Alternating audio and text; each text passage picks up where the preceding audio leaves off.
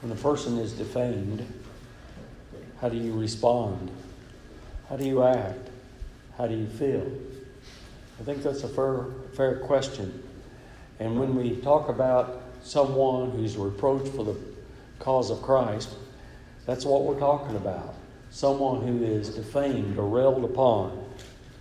And the feeling addressed in our text, which is 1 Peter chapter 4, verses 12 through 15. We're going to look at the context, although the context actually begins in chapter 13 and goes on down through chapter. And there Peter wrote, "Beloved, think it not strange concerning the fiery trials which is to try you, as though some strange thing happened to you, unto you. But rejoice insomuch as ye are partakers of Christ's suffering, that when his glory shall be revealed, ye may be glad also with exceeding joy. If ye be reproached for the name of Christ, happy are ye. For the Spirit of glory and of God resteth upon you. On their part he is evil spoken of, but on your part he is glorified. But let none of you suffer as a murderer, or as a thief, or as a evildoer, or as a busybody." And really obvious in a lot of different ways when you look at the book of 1st and 2nd Peter and also James, they refer back to the Sermon on the Mount on a number of occasions. And this is reminiscent of Matthew chapter 5 within the sermon, the last beatitude, where Jesus said, "Blessed are they which are persecuted for righteousness' sake, for theirs is the kingdom of heaven. Blessed are ye when men shall revile you and persecute you, and say all manner of evil against you falsely for my sake, prophets which were before you." Now, in order to keep the context of 1 Peter chapter 4, we must remember to whom Peter addressed his epistle. It was to those Christians that were scattered abroad. No doubt, they were scattered abroad because of persecution. And these Christians had scattered in the area of Asia Minor, and those different places listed in chapter 1 and verse 1 are areas in Asia Minor. So when you think about it from that perspective, from the perspective of these Christians were scattered because of persecution, that God allows for suffering. Why is it has God allowed us to suffer such that we've had to move our belongings, move our household into these different places? And so with that in mind, our purpose then is to look at the Scriptures in order that we might gain. Now, as you well know, I like to spend a lot of time with apologetics and have taught apologetics for a number of different years in preaching school and in churches. And one of the arguments that the atheists use is what's called theodicy. And theodicy is the argument that if God is a benevolent God, then why do we suffer? Well, this is really an answer to some of those things that we find. And so most Christians, and those no doubt to whom Peter wrote, needed to understand a little bit more about perspective. Basically, we're going to look at each verse individual as we have already read just a moment ago. But we're going to look at perspective. And what we mean by that is found in chapter 4, verse 12. 1 Peter chapter 4, verse 12. There, Peter wrote, "Beloved, think it not strange concerning fiery trials, which is to try you, as though some strange." And in fact, he did it twice within this particular passage. The word strange is actually the word that's used for foreign or foreigner. And so he said, don't think it foreign concerning these fiery trials, as though some foreign thing happened unto you. It's not a foreign thing. In fact, what we find actually is that we ought to look at it in a different way. That these things have been promised to us, that they will happen to us. Noted some of these different passages, actually went into more details about them. But we're going to look at some passages that clearly show that God promised trials for all of us to go through. In 1 Thessalonians chapter 3 and verse 3, Paul wrote that no man should be moved by these afflictions, for yourselves know that we are appointed thereunto. Now the Thessalonians really understood what afflictions were about. Now as far as those up in Asia Minor, they didn't suffer as far as death was concerned or persecuted as far as those kind of things, like escape and get away and go to Asia Minor. Now no doubt they were going through difficulties, or they went through difficulties, but nonetheless they weren't persecuted unto blood, as Hebrews chapter 12 verse 4 talks about the Christians there. They didn't suffer unto blood. Well, you know, the Thessalonians was a little bit different than that. You remember that Paul escaped Thessalonica and went down to Berea because of persecution? The church was planned that they were appointed thereunto. Also in 2 Timothy chapter 3 and verse 12, Paul wrote, "Yea, and all that will live godly in Christ Jesus shall suffer persecution." Now I know that sometimes people think that persecution is only in the sense of blood, but that's really not the case. There are all kinds of different types of persecution that we go through. And being reproached for the cause of Christ is one type of persecution. So don't think about it in the sense of blood. In fact, by far the majority of them suffer for the cause of Christ. And if we'll do what's right, sometimes we'll suffer too. I mean, who hasn't been made fun of because we've stood for what's right? At least I hope every single one of us have gone through those things when we've just stood up for what's right, stood up for what the truth is, and then someone then make fun of us. And I remember a number of different times when different people wrote me or said different things about me, and when it wasn't really the truth, and accused me of all kinds of things.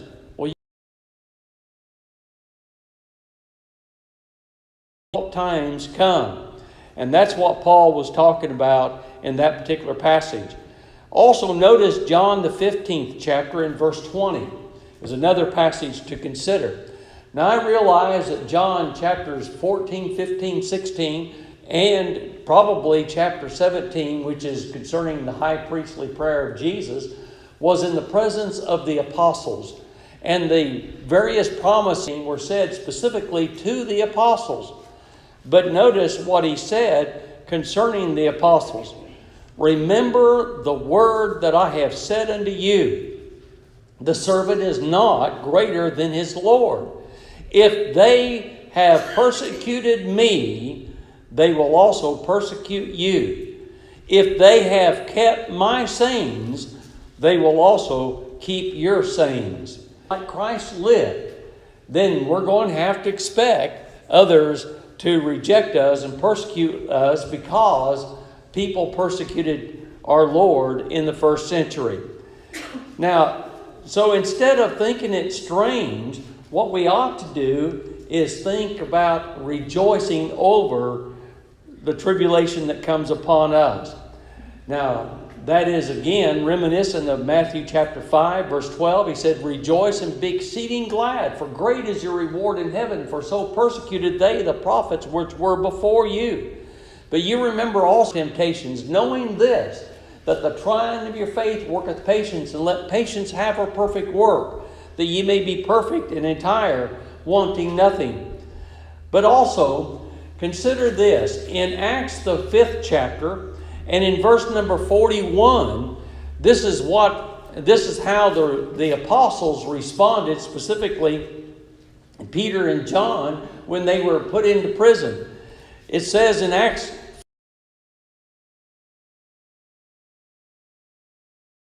of the council, talking about the Sanhedrin. They were brought before the Sanhedrin like it was a trial. And then Luke went on to say, rejoicing that they were counted worthy to suffer shame for his name. So, brethren, it's a matter of perspective. How do we look at suffering? Do we look at suffering in the sense that, oh, this is so terrible, I feel sorry for myself? or do we look at it? You see, it's all a matter of perspective. Well, the second word that I chose, and again, a P word, but this is also found in verse number 12, where Peter wrote, "Beloved, think it not strange concerning the fiery trial, which is to try you, as though some strange thing happened unto you." And so in this particular point, the purpose of the reproach is to try us. Now the word try simply means to test or to prove. So we're being put to the test. We're being proved. Now we understand that it really is like an assayer testing the quality of precious metals. Look back to chapter 1 and verse 7 of 1 Peter. There Peter wrote that the trial of your faith, being much more precious than of gold, that perisheth, though it be tried with fire, might be found unto the praise and honor and glory at the appearing of Jesus Christ. And so it is the case then that we're going to undergo trials. There's no doubt about that. But we must always testing our quality, testing of what we're made out of. Now, as far as I'm concerned, it reminds me of Job, the book of Job. You remember God, or actually Satan, approached God and said, "Have you ever considered my servant Job?" And God then testified concerning Job and the kind of man he was. And basically Satan said, well, he is the man that he is because you kind of protect him. They build a hedge about him. Well, God then allowed Satan to test him. Went through. Now, several years ago, one of the members of the church where I was preaching, this has been a long time ago, but nonetheless, he'd gone through several trials. His son was hurt in a car accident and ended up in the hospital for a few days. Their kitchen caught on fire. And we happened to be overseas when the kitchen was caught on fire. But when I got back, he said, "Just call me Job." And I said, I don't think I would be saying that. I mean, the first thing he lost was his servants. He must have had several because actually it talks about his servants twice in that particular passage in Job chapter 1. And so they were lost at two different occasions. Then he lost his livestock, and he must have had a lot of livestock. I mean, different things, and it listed different kinds of livestock that he had. And he lost that. But even worse than that, he lost his children. Can you imagine? From a tornado, he lost his children. You think he was undergoing tests? No doubt about it. But then in chapter 2, Satan says, "Well, God, you're still protecting him."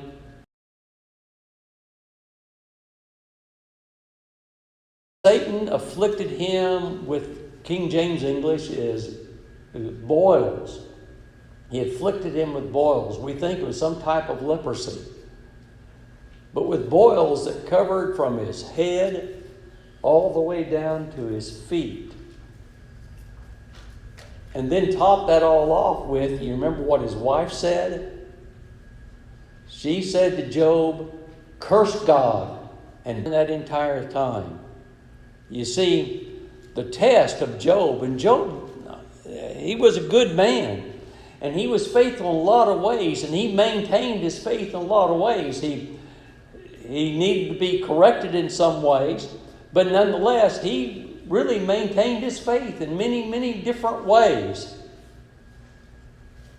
Well, sometimes we have to go through those tests too. And those tests are the proving of our faith. They are the assayer seeing what kind of precious metal we're made of. Well, not only that,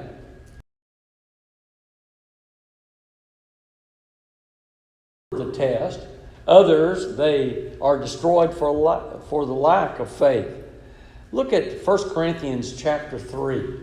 And let's begin with verse number 10, because I think there's an interesting statement that Paul made in this particular passage. He said, according to the grace of God, which is given unto me, as a wise master builder, I have laid the foundation, and another buildeth thereon.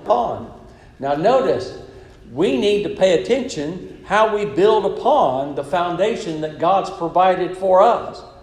Then verse 11, for other foundation can no man lay than that which is laid, which is Jesus Christ. Now verse 12. Now if any man build upon this foundation, gold, silver, precious stones, wood, hay, stubble, every man's work shall be made manifest. For the day shall declare it, it shall be revealed by fire. And the fire shall try every man's work, what sort it is. Now notice this.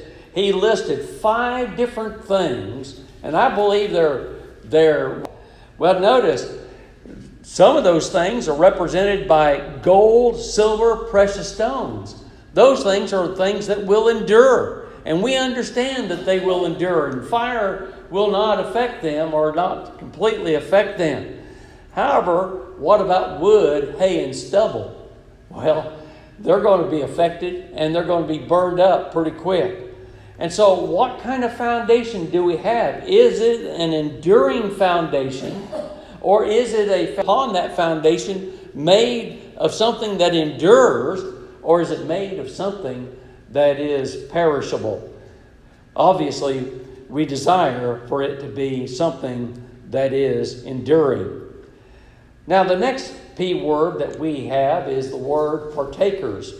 And that's found in verse number 13, where Peter wrote, but rejoice inasmuch as ye are partakers of Christ's suffering, that when his glory shall be revealed, ye may be glad also with exceeding joy. Now notice he said, partakers of Christ's suffering. Now we understand the purpose is to test us, going back to our first point and building upon it a little bit further, how can it be that we can rejoice in suffering? We understand the paradoxical comments that could be made concerning that. I mean, here you rejoice and suffer, and how paradoxical that is, but it can be and does happen, as we know with the Apostle Paul when he was in the Philippian jail. So how can we rejoice? Because we're partakers with Christ. That's how we can rejoice. You see, that's why I noted earlier Acts 5 and verse 41, when the apostles, Peter and John, came from the Sanhedrin, the council, the court, that they had been brought before. Well, that's what we are trying to do. We understand that we can be partakers of the suffering of Christ. Now, the word partaker is the word, well, many people know this particular word. I tried to avoid Greek a lot of times, but anyway, this particular word I know that people know, and it's koinonia. And a lot of people recognize that word. In fact, up in Kansas City, there was a church that was called the koinonia school that went along with that. Well, the word koinonia simply means fellowship. And so when we look at this verse, it says, as ye are in fellowship with Christ's suffering. Well, isn't it important to be in fellowship with Christ? To share with Him? Well, of course. And that then takes us back to that promise that He made to the apostles, but certainly is applicable to each one of us. If we live like Christ lived, if we do the things that Christ did, if we say the things that Christ said, we also will be persecuted. We'll be reproached for the name of Christ. I remember he was from South Texas, and he was preaching up in Kansas when we knew him. And he was telling me about a fellow that he knew. And in fact, this fellow was a member of the Lord's church and served as an elder. Well, the local congregation where Durward had been brought up as a youth, invited him back for a gospel meeting. So he went down there, and one of the first things he did when he got in town, it was about noon, and he decided he would stop at the local cafe and get a bite to eat. Well, he sat down, and behind him were 3 men. And 2 of them were talking about this man that Durr would know that he was being reproached for the cause of Christ. And finally, after about 5 minutes of this, Durwood said, one of those 3 men, finally stood up, leaned across the table, put his knuckles on the table and said, "You men know that that's not true. He's a good man, and you ought not be blaspheming his name." Well, you see, sometimes it is the fact that people do reproach. It will not be the same. But when you consider this idea of reproach for the cause of Christ, it is conditional. Now, what's it conditional upon? You see, it's got to be for the same reason for suffering. If we suffer because we told a dirty joke, we're not suffering for the cause of Christ. If we suffer because we foolishly made some mistakes, drinking booze or whatever, or going to the bar, whatever, that's not for the cause of Christ. If we suffer because of those reasons, then with Christ under those conditions. And the list could go on, all the different things that people suffer because of. And I remember a number of years ago talking to a man, and he had gotten out of his car, and the driver of the car had gotten to the front door just as close as he could get. In fact, it probably wasn't even 20 feet away from the front door, and he gets out of the car, and he gets his cane, and he's huffing and a-puffing, and he's not made a little bit of conversation with him, and he finally goes, and he difficult to catch his breath, and he's wheezing, and he finally gets it out. He said, there are some things worse than dying. He was suffering. But you know why he was suffering? Because he smoked cigarettes for so many years. How sad. Thankfully, he repented of that and he quit. But sadly, it was too late. He still had to suffer because of his poor decision. No, that's not the kind of suffering we're talking about. The kind of suffering we're talking about is the kind of suffering that comes and we say what Jesus said. And so our suffering must be for the same reason as Christ's suffering. The next key word is the word promise. When we look at the promise, that's found in verse 14, where Peter wrote, "If ye be reproached for the name of Christ, happy are ye. For the Spirit of glory and of God resteth upon you. On their part he is evil spoken of, but on your part he is glorified." Well, so we do it, and the promise is, he said, happy are you. Now that's the text that was assigned, and so we want to spend some time with that. And the promise really is joy in suffering, while suffering. And yet we know that that is the case. As we mentioned already, in Acts the 16th chapter, Paul and Silas were put into the inner prison of Philippi. And probably the inner prison, the best we can understand, was like a dungeon, more than likely. Could you imagine what a dungeon would have been like? They probably had chains on the walls. Probably people hanging there in those chains that had been there for days on end, possibly longer than that. You think there may have been even some dead bodies in there? More than likely. You think there had been a stench that would be unbelievable with dead, rotting parts and human waste?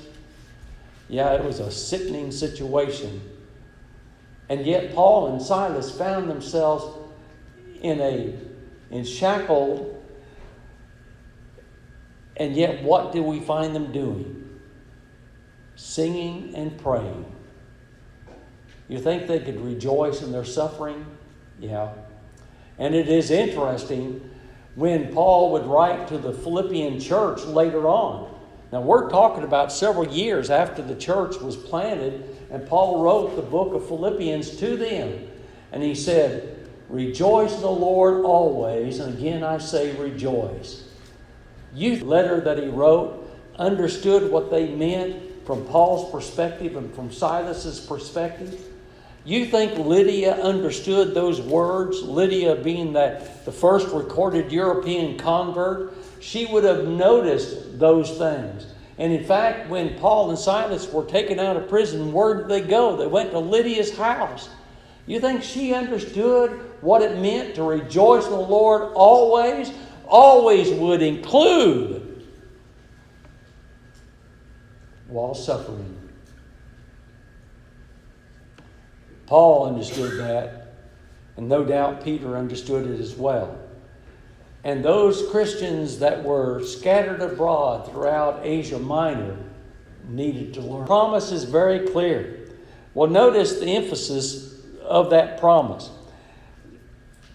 We actually go back to verse number 13. Verse 13, he said, but rejoice. There's the first emphasis. But then later on, he said, that ye may be glad. This is also verse 13. Also with exceeding joy. Well, the word glad is one word. Also exceeding joy. And that word, and it's actually one word, exceeding joy, in the original language, one word. And it literally means to jump for joy. So here it is. 3 times he emphasized it. You rejoice, you be glad, you jump for joy. And then he said in our text, and the one that we're looking at right now, happy are ye. And then in verse 14, he said, the Spirit of glory and of God resteth upon you. Now in Old English, we don't pick up on this, but you know that word resteth, time that he emphasized this point. Here's the promise. Now, when will this promise be fulfilled? Well, no doubt, to some extent. I mean, what good is the promise if there's no fulfillment as far as this life is concerned? There is some fulfillment in this life. And we know that that's the case. Once again, we turn to Acts 5 and verse 41. When the apostles Peter and John were able to get away from the Jewish council, what did they do? They rejoiced because they were able to suffer for the cause of Christ. So there's some rejoicing in this life. But ultimately to 2 Thessalonians chapter 1. Now, generally speaking, when we look at 2 Thessalonians 1, we begin with verse 7. But I want to begin with verse 6 because there's a very important point that's made there. He said, to you who are troubled, rest with us when the Lord Jesus shall be revealed from heaven with his mighty angels. Verse 6. Seeing it is a righteous thing with God to recompense tribulation to them that trouble you. Now that word recompense in the Greek. And it could be translated that recompense tribulation to them that trouble you. Now notice the exhortation. Seeing it is a righteous thing with God. Well, if it's a righteous thing with God, can we take joy in that? Well, yeah. Now, we don't want anybody to be lost, but we understand that people reap what they sow. And if they sow persecution, flaming fire, taking vengeance on them that know not... I skipped verse 7. And to you who are troubled, rest with us when the Lord Jesus shall be revealed from heaven with his mighty angels. Now you who are troubled, you who are going through this tribulation, you rest with us. You be refreshed with us. So once again, there's that promise. And it's the promise of having that joy. And then he said, verse 8, in flaming fire, taking vengeance on them that know not God and that obey not the gospel of our Lord Jesus Christ. Now those that know not God are not talking about necessarily those that are ignorant of God. But it's not God, or those that do not have a relationship with God. And why do they not have a relationship with God? Because they have not obeyed the gospel. I remember being in a preacher's meeting years ago, and they're, wait a second. If you cannot obey the gospel, then where's this verse come in? What is the consequence of not obeying the gospel? Is being lost eternally. When he goes on to say, verse 9, who shall be punished with everlasting destruction from the presence of the Lord and from the glory of his power. Now don't miss what the point is with everlasting destruction.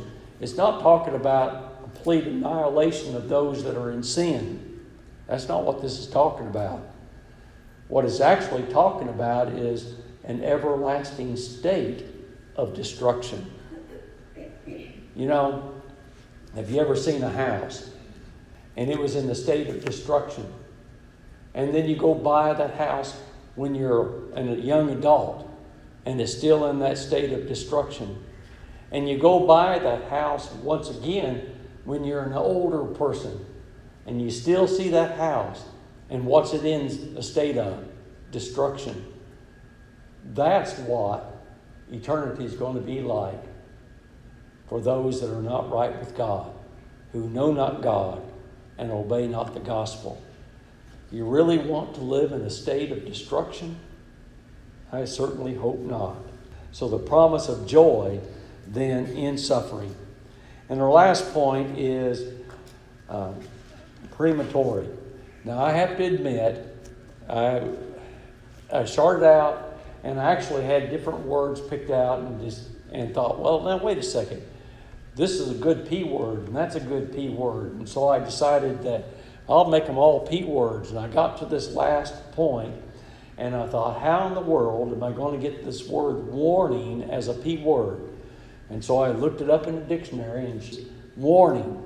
And it's used mostly with like seismic activity, and the seismic activity warns of an approaching earthquake or something like that. That's usually the way the context is used with reference to this particular word, but it still means warning. And that's what the basic meaning is. But now notice verse number 15. But let none of you suffer as a murderer, as a thief, or as an evildoer, or as a busybody in other men's business. And so the suffering then has to be for the right reason. And for the name of simply means to, as we all know, that in the name of means for his cause or for on his account or something of that nature. It means by his authority. We then suffer as a result of that. And we don't suffer for these other things. Now, I think we know what a murderer is, and I think we know what a thief is. Don't suffer for those reasons. And though I doubt that anybody here has murdered anybody, but you know, I think about one of our grandkids. We walked into a visitor center, and he took something out of it.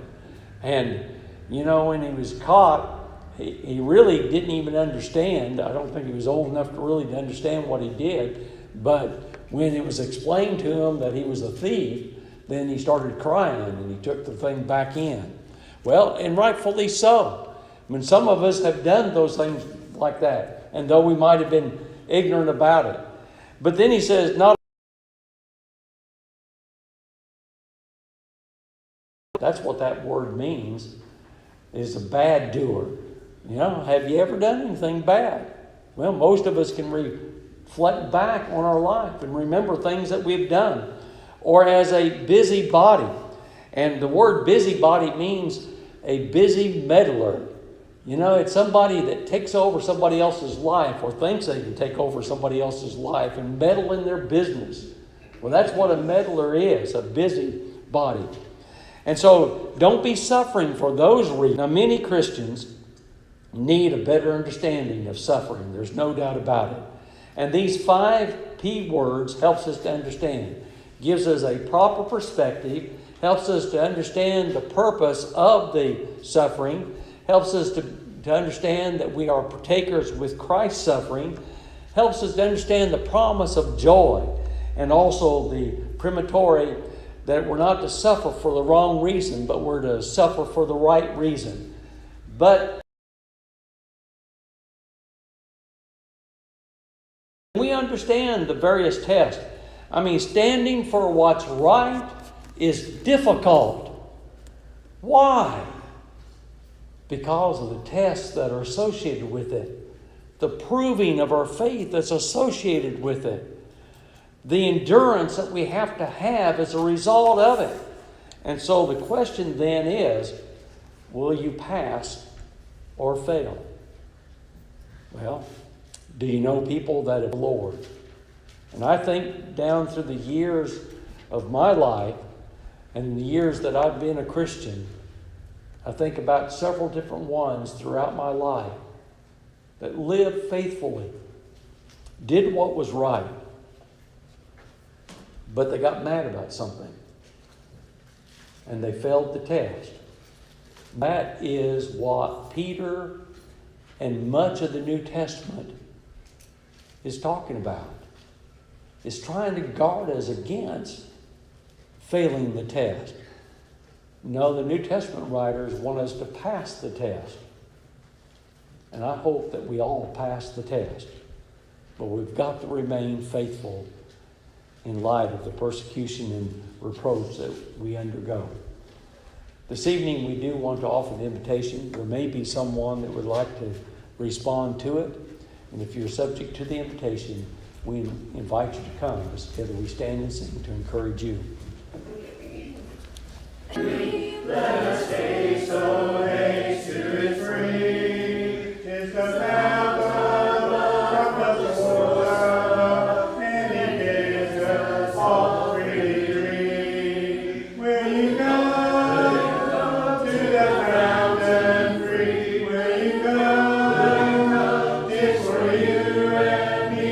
Thirsty soul, hear the welcome call. 'Tis the fountain.